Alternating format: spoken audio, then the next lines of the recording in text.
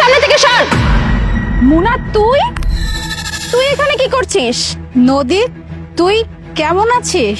আমি তো খুবই ভালো আছি, কিন্তু তোকে দেখে আমার মনে হচ্ছে না যে তুই ভালো আছিস। সেই আগের মতোই রয়ে গেছিস। তো এরকম আন্টি সেজে ঘুরে বেড়াচ্ছিস কেন? আমি তো এখানে একটা প্রপার্টির কাজে। ও আচ্ছা, এখন প্রপার্টির ব্রোকারিগিরি করছিস। আমি তো আগে থেকেই জানতাম যে তোর লেভেল না এতটুকুই। কিন্তু তুই তো স্কুল কলেজে খুব বড় বড় কথা বলতি যে তুই বড় হয়ে ম্যাজিস্ট্রেট হবি, কিন্তু এখন কি হলো? সেই প্রপার্টির ব্রোকারিগিরি করছিস। নদী, এটা কে? তুমি বেশ মজা নিচ্ছ তাকে নিয়ে। আমাকেও বলো, তার পরিচয়টা দাও, আমিও মজা নিই।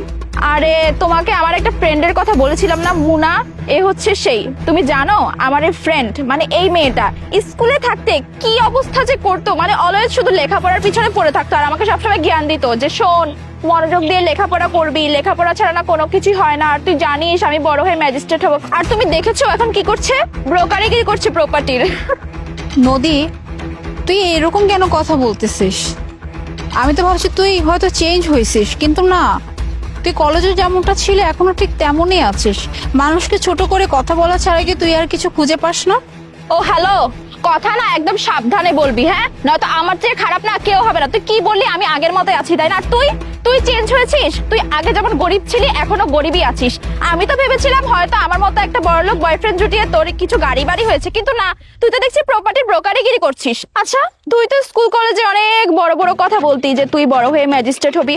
শোনো না, ও না স্কুল কলেজে অনেক অহংকার করতো, জানো? ও একটু ব্রিলিয়ান্ট স্টুডেন্ট ছিল। এটা নিয়ে ও যে কি ভাবছিল, ও মনে হয় যেন মাটিতে পাই পড়তো না। আর আমাকে সব সময় অনেক বেশি বেশি জ্ঞান দিত। আমাকে বলতো শোন, এসব না প্রেম প্রীতি একটু পরে করিস, এখন না এসব মডার্ন বা এভাবে করে চলার সময় না, এখন হচ্ছে তোর ভালো করে লেখাপড়া করার সময়, বড় হয়ে যেন তুই নিজের পায়ে দাঁড়াতে পারিস, আরো কত কিছুই বলতো। আর এখন দেখো প্রপার্টির ব্রোকারিগিরি করছে। তুই যদি কলেজে আমার কথা একটু শুনে চলতি তাহলে এখন আমার মতোই না লাক্সারি লাইফ লিড করতি। তুই জানিস আজকে আমরা 10 কোটি টাকার প্রপার্টি কিনতে এসেছি। কোনোদিন দেখেছিস এত টাকা চোখে? আফসোস, তুই তো এত টাকা কি 1 লক্ষ টাকা হয়তো কোনোদিন চোখে দেখিসনি। এখন হয়তো তোর আমাকে দেখে খুব আফসোস হবে যে ইস, আমি যদি আমার ফ্রেন্ডের কথা কলেজে একটু শুনে চলতাম তাহলে হয়তো ওর মতোই লাক্সারি লাইফ লিড করতে পারতাম। আচ্ছা, মানুষকে ছোট করে কিভাবে কথা বলতে, বিশ্বাস কর, তোকে না দেখলে না মানুষ বিলিভই করবে না যে একটা মানুষকে ছোট করে কিভাবে কথা বলতে পারে।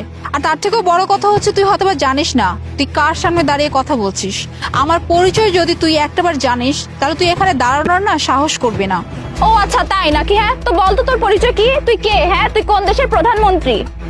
বলতেন না, উনি হলেন এই শহরের নতুন magistrate miss Mona madam. Magistrate?